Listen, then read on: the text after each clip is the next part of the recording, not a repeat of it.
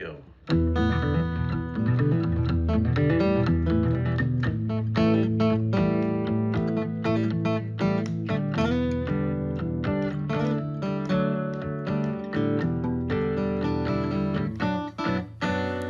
DanGryder, probable cause, January 25, 2026, another Sunday evening. Yes, yet another Sunday evening, trying to keep these going as best I can. I've been traveling like crazy, but I'm glad to have you with us tonight. And for once tonight, I'm actually at home in my little studio here, my little tiny itty bitty fledgling YouTube studio, producing this video.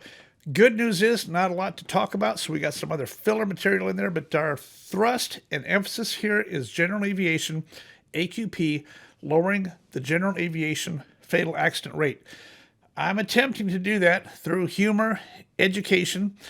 If you don't think it's funny, just take one look at me and you'll get it. It is funny. We're trying to lower the general aviation fatal accident rate, so we got a variety of topics to talk about tonight.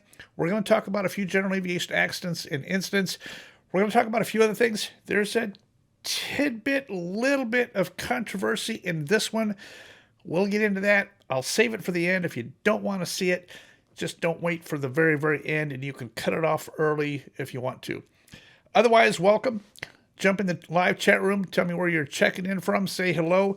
Say hello to all your other friends that are in here tonight. We just got back from a trip down to Jacksonville, Florida. Went down there to do a premiere. Now, a premiere is a movie, kind of a Hollywood kind of a thing, where you show a movie or a film or a documentary for the very first time. I'm not really a documentary guy, and I'm certainly not a Hollywood guy, so it was my first experience on the red carpet. But here I am on the red carpet with the cast and crew of this film. It's a brand new film called Rite of Passage. January 24, Jacksonville, Florida, Rite of Passage. It's a big one. The documentary, tonight's the night. We're down here. We're about to go inside and check it out. Edited, shot, and produced and created by my friend Lee Giott in Jacksonville, Florida. Now, you might remember Lee. I've done a lot of stuff with him before. His father is the guy that got killed in the Commander several years ago, ran out of gas. And that documentary has to do with Lee's journey after he lost his father in a plane crash. Lee's journey to continue on flying and the way that crash profoundly affected him. So I'm down here at this premiere last night. Here's a little bit of video footage from the scene. This is all wine and cheese, hobnob type people, not really my thing, but we went to it and had a great time. While I was there, I got to meet this guy named Kevin, who is an actual rocket scientist. And since I've got just a few extra minutes tonight here, I'll play this video here. Here's a video of Kevin. Kevin is not only a rocket scientist and an athlete, but he was on this ninja warrior thing. So I got to fun around a little bit with Kevin. Quite the guy, rocket scientist, engineer, PhD, all this credentials. And he was also a ninja warrior on TV. So there he is doing his ninja stuff. Here's my very quick interview with Kevin.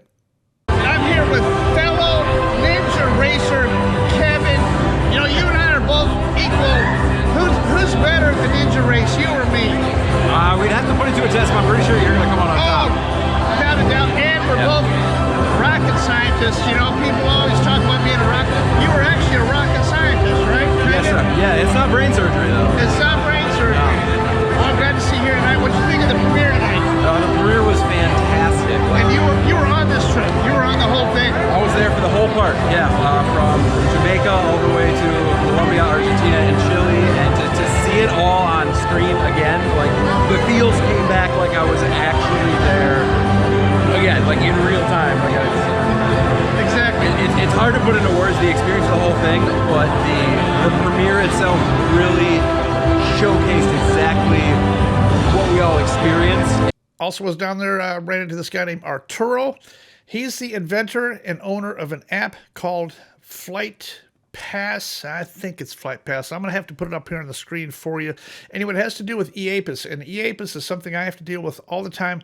That's our Customs and Border Patrol method of keeping track of flight members, crew members, and passengers going in and out of the country on private aircraft.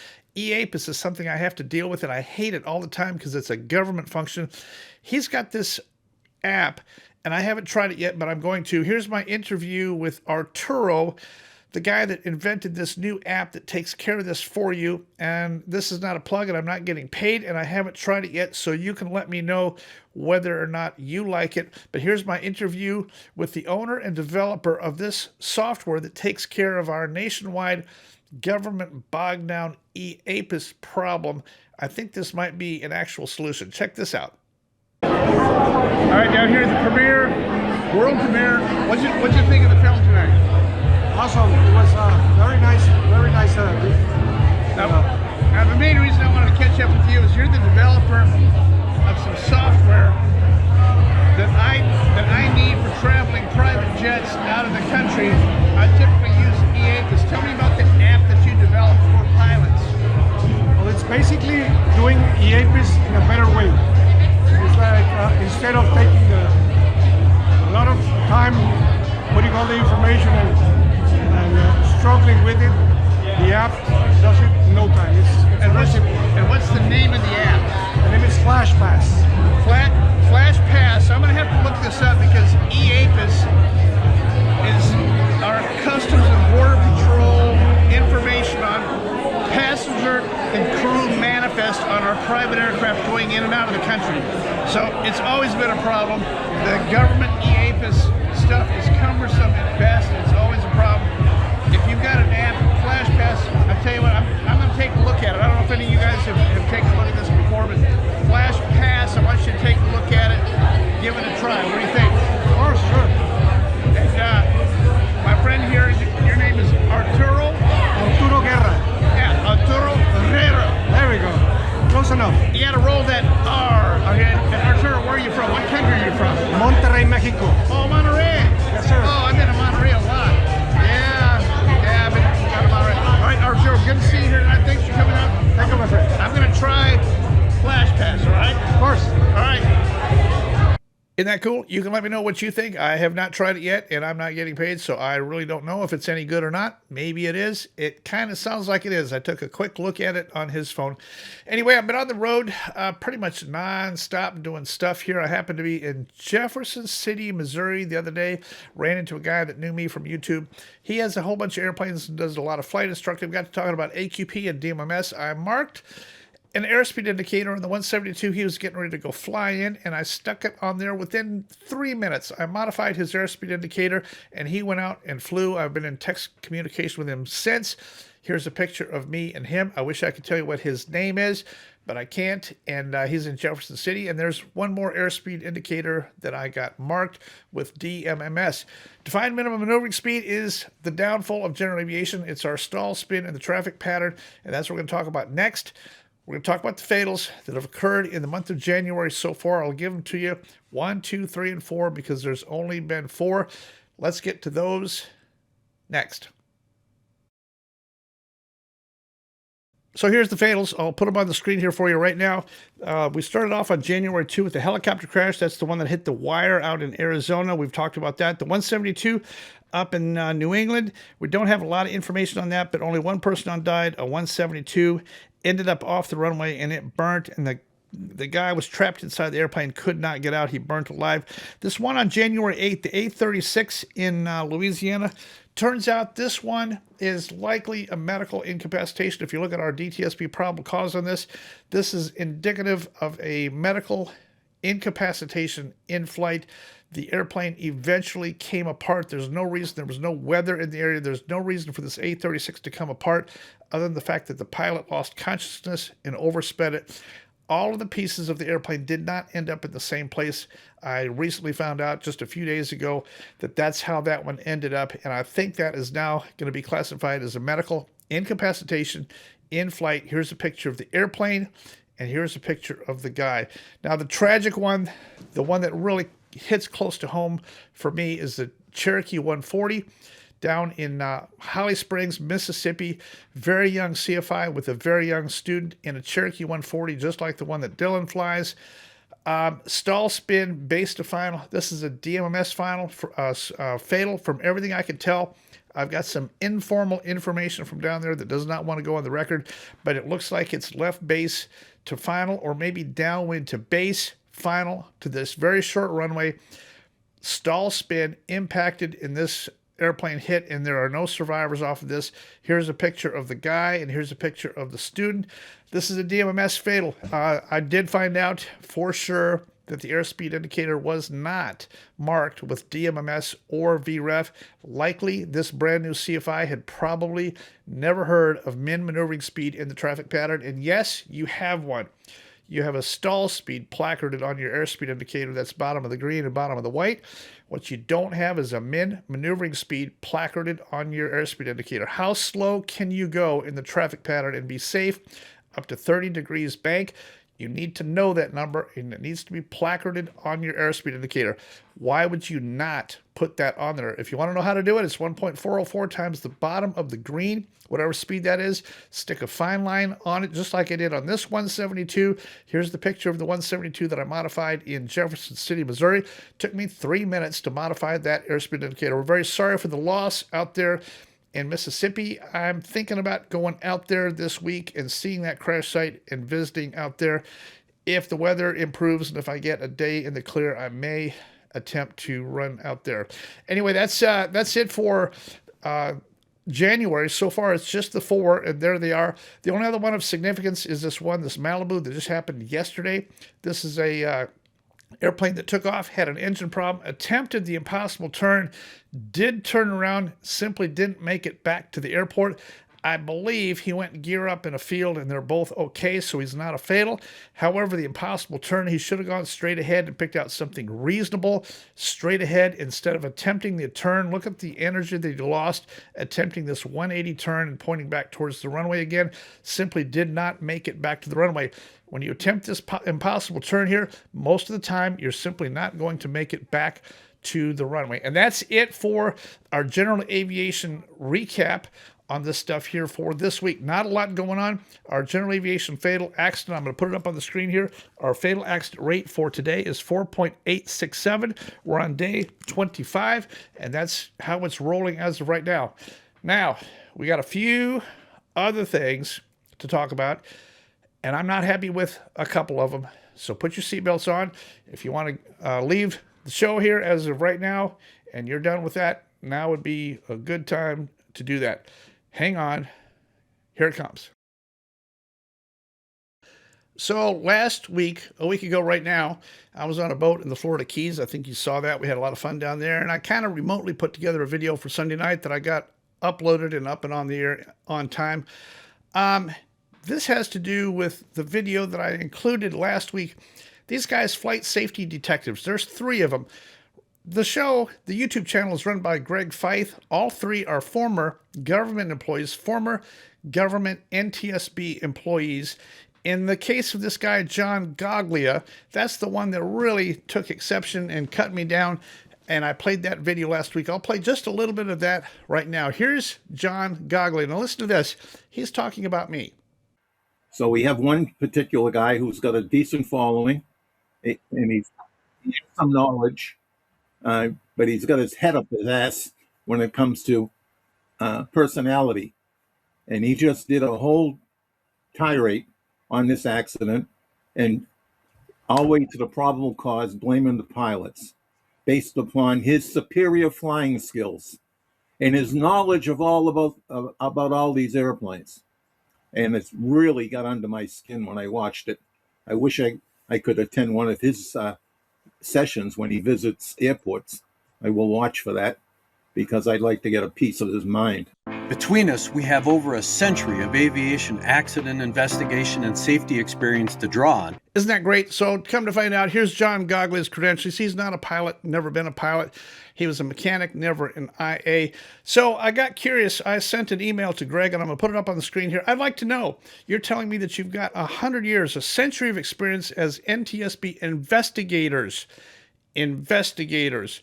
Give me your credentials. So I sent this to Greg, and here it is. I said, good morning, Mr. Feith. Several individuals have questioned your combined, quote, century of accident investigation claim, as well as individual flight credentials. Please provide a summary of credentials, total flight time for you each, as well as dates of employment at NTSB, start and end for the 3 of you as featured on your channel. I intend to publish this email as well as your response. Thank you, DanGryder. Well, guess what? No response. And I want you to know, a century of accident investigation, our friend John Gaglia was never an accident investigator. He was never an IIC. He was a board member. Board members don't conduct investigations. Your investigators and your senior investigators do the investigating. He was a board member only. And here's something else interesting. John Gaglia is the only member of the NTSB to ever have a mechanic certificate. The only board member since the dawn of time to actually have any kind of a mechanical credential at all. Doesn't that seem kind of ironic to you? Now, the thing that I got to uncovering on here is the TWA 800. John Gaglia was directly involved in the TWA 800 investigation and the conclusion. Now, there's a couple videos that have surfaced off this. I'm going to show you one right now. This is from a Navy guy that was on the boat out there in the water, and I'm going to include a link to both of these videos so you can watch them in entirety if you want to. Here's an excerpt from this guy. He was on the boat the night that TWA 800 got shot down by our Navy. And yes, I'm not a conspiracy guy, but yes, TWA 800 was shot down by our own Navy. Listen to this guy. So in Spy 1 Alpha, this picture, the way this playground was set up, was that there was supposed to be a low slow flyer flying out of an air route, of a commercial air route, and flying towards us. My observation from the air side was to watch this guy do what's called rules of engagement. He's supposed to query this plane at a certain distance, and as the plane continues to get closer, we continue more queries, and that's when the target is locked up. Once the target is locked up, we send information, which is across the link coordination, to other ships, and that other ship can fire. So basically, it would be like if you was flying towards my ship, you don't know my other ship over here would be able to fire on you, and you would never see the missile coming from us. That was our deterrent for this drill. This second video is a complete masterpiece. It's done by YouTube, Movies, and TV. They have 190 million subscribers. I'm going to include the link to this documentary. It's a 90-minute documentary, but listen to this.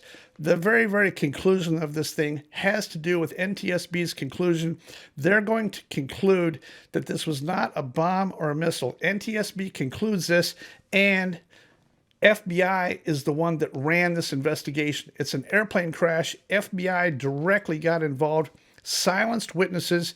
At the NTSB hearing, there was more than 700 witnesses that watched what happened in the night skies that night.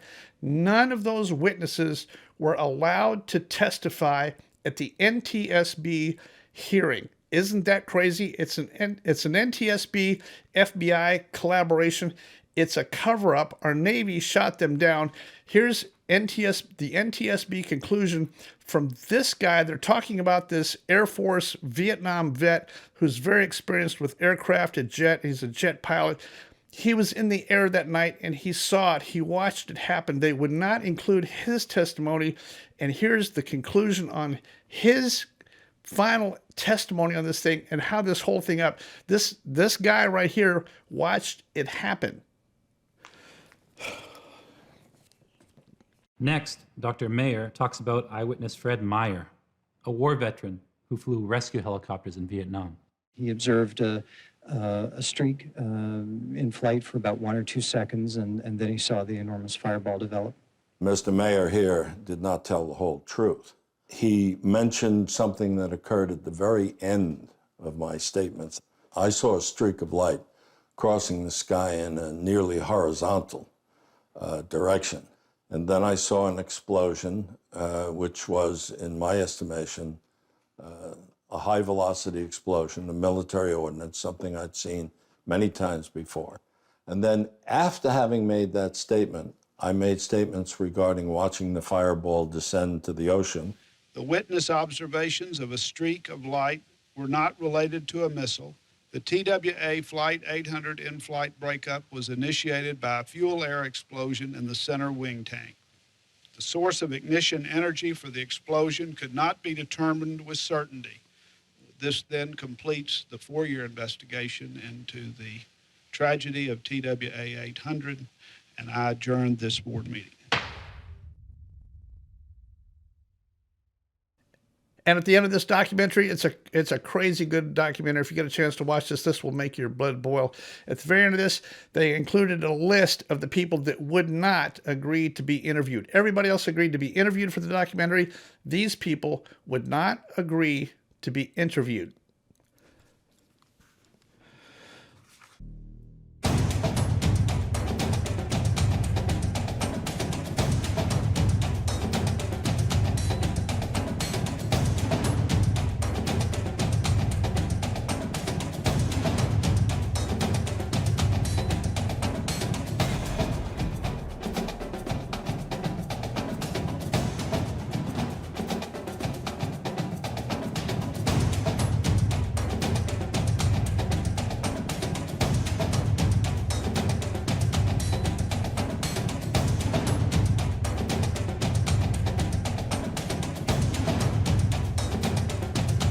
So that gets me down to FBI and cover up and corruption. Is it possible for our government to have some corruption and government? Yes, it is. Cover up? Yes, it is. Absolutely.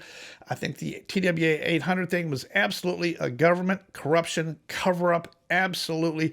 This gets me back to DB Cooper. If you have not watched my DB Cooper Part 2 Deep FBI Secrets, I want you to watch this.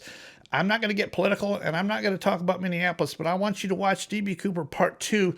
This is the FBI guy that pulled a trigger with a shotgun on an individual as he approached a door. He shot him, and then he let him bleed. He let the guy bleed on the lawn, and he told me that himself. I went to Minneapolis and interviewed this guy. His name is Nick O'Hara. He was the number 4 or 5 FBI guy in the nation at the time when all this thing happened.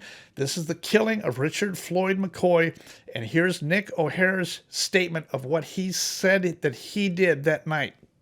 This is a corrupt FBI. This guy, Nick O'Hara, should be criminally charged with murder 1 for this. Premeditated murder 1. I'm going to show you finally the notch that Nick put in his gun. This is the stock of his 870 gun that he took to the killing that night, because he had plenty of time to check out a service weapon, but he didn't. He took his own weapon there because he wanted to keep it.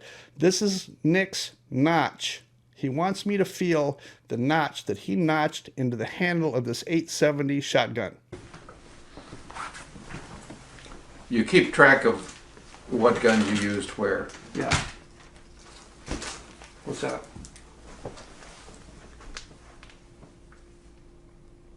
Oh, is that your 1 kilo right there? So the only reason I did that was so I'd know what gun it was. Oh, I see. So you killed Richard with this, and that's it. That's it. Yeah. I missed the other guy with it. Damn it. Most astounding from Nick O'Hara is his statement, and I shouldn't do it, but this is his voice and his words after he shot him. Here's what he said. Joe Smith says, "Somebody get a towel. He's bleeding to death." I said, "Fuck him. He just tried to kill me." And when he asked you about providing aid, you said, "F him, he tried to kill me." Right. I was wrapped up in the rest of the case. Joe Smith says, "Somebody get a towel. He's bleeding to death." I said, "Fuck him. He just tried to kill me." Now, I've got some more DB Cooper stuff coming up. Remember, the parachute has just been returned. It's been kept by FBI. When FBI returned it, they did not disqualify it. They gave it back. They took their DNA samples, and they refused to disqualify it. It has been declared legitimate because they did not disqualify it. Whenever FBI gives something back like this, after they've kept it this long, they're required to tell you if it's not what they're looking for, if it's unrelated, they have to tell you. In this case, they gave it back and they failed to disqualify it. I've got this interview next with Jen. Jen is my friend that made this article that went worldwide. The story on DB Cooper from 2 years ago. That's the one that put me on CNN. She's getting ready to write the next article on the story on what this means, the significance of FBI's latest action. Yes, this is a cover-up. Yes, FBI knows exactly who did it and why. They know what their shortcomings are. They know where they failed. They know where they messed this thing up. They don't want to talk about it. They want this all to go away. They want no one else to talk about it. Jen is getting ready to write the next article concerning this groundbreaking development that has just recently happened. Here's my interview when I caught up with Jen just a week or so ago. Sitting here with my friend, editor, writer, Jen Coker. from Wyoming. Jen, you wrote an article on the D.B. Cooper thing a few years ago that went completely viral and worldwide. Today we have an update to that. Tell us about the update that you're thinking about publishing. I am going to write an update about the parachute being returned. And there's the big reveal. The parachute has since been returned to Richard McCoy. And the FBI did not rule it out conclusively like every other parachute they have returned thus far. And they said they got what they needed from it.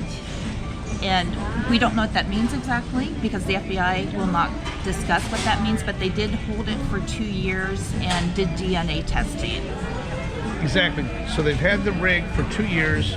If they could have given it back and ruled it out and said, this is not the parachute, that would have been the easy answer. Why keep it and do DNA testing for 2 years if it's not even the correct parachute? So by default, they have in essence told us it's the correct parachute. The only thing they can't tell us is whether or not they have a DNA link. Correct. Now it's up to you to hit a second home run. Your first home run put me on CNN and had 50 news agencies calling my cell phone wanting for information on the D.B. Cooper case. I think this information is significant, and I'm going to send you home with my 3 books. These are my prized possessions. Don't lose them. And I'm also sending you back with a sample of the parachute. It's already safely stowed. A sample of the canopy. You go lock yourself in your little office in Wyoming someplace and do what Jen does here. I think it's time to tell the world the FBI's conclusion without them giving us a conclusion. I think it's time to do it. Off I go. No pressure or nothing. Dan never pressures. That's just FYI, never. I think you can do it. So this is probably the start of D.B. Cooper Part 5 in my video series. This could be the very, very end. This could be my very, very last one, and it starts right here with my friend Jen. Jen is a very good writer, and you'll see her work replicated around the world. When she writes this article, it's going to be picked up by 50 news outlets everywhere because this is the information. She has the information. She's going to be the source. This is where it's coming from, and she's going to write the article to tell you the latest developments and why it's significant. So watch for that to come out here in the very near future. That's it for tonight. Just a couple other things here. We do have our conference for 2027. It'll be in early 2027. We're already working on that. We had a fantastic time. Our conference for 2026 that occurred down in Orlando was fantastic. I appreciate you guys showing up. We sold it out. We paid for it. We broke even. Nobody made any money. Nobody got paid. We paid all of our expenses. Everybody paid their own way. We had a fantastic time. Our speakers are tremendous. Thanks to our speakers who traveled at their own expense and stayed at their own expense. We had an expansive list of super qualified aviation people that were our speakers, and we filled up the entire weekend with meaningful, rich content all weekend long. We're working on that again for 2027. If you'd like to be a speaker or a presenter, write to me. I'm on the committee for selecting our speakers and our presenters. Only the best of the best in 2027. We've got some excellent ideas on things we're going to do. The music, the band, the food, the conference, the hotel, the speakers are all going to be even better in 2027. We're already working on that. Remember, I'm still working on my Going Dark project. If you'd like to go dark, this has to do with anonymous LLCs where your aircraft can't be tracked, FlightAware can't watch you, ADSB Exchange can't watch you, Flight Radar 24 can't watch you, they can't find you and you can't track you. Is it legal? Yes, it is. I'm going to put this up on the screen here. If you'd like to get information on how to do this, I can work with you hand in hand on how to legally make your LLC completely anonymous and make your aircraft dark where it's not trackable. I highly recommend it. I've got some future experiments I'm getting ready to do to show you that Vector Plane Pass can't find me, can't bill me, and can't do anything about it. I'm not waiting for legislation and government to get involved to shut this down. I'm going to make it so that aircraft can't be found and can't be billed. Vector Plane Pass needs to go out of business. All we have to do is make our airplanes dark and not trackable. We're entitled to that. It's a privacy thing. It's brand new. It only started in March of 2025. I've got the whole thing figured out. I've now done 7 airplanes. I've turned 7 totally dark so far, and I'm working on about 30 more right now. So if you want me to help you with this, I'd be glad to do it. Here's the link for it, and this same link will be in the description for this video. And I'd be glad to help you do all that stuff. It's a long, tedious process, but I can step you through it. I can show you all the steps one by one. I'll be glad to help you do that. All right, that's it for tonight. Get your coffee, and I hope that you have power overnight. I'm in Atlanta. I don't know if I'm going to have power overnight or not. We got this little ice storm here fixing to hit tonight sometime, but I've got bread, milk, eggs, cheese, butter, and 9-volt batteries. I'm going to put them all in a bowl and mix them all up and see what happens, because that's what the news told me to go buy, and I think I'm going to do it. From one tiny little, anybody, fledgling YouTube channel, Dan Gryder. Probable cause.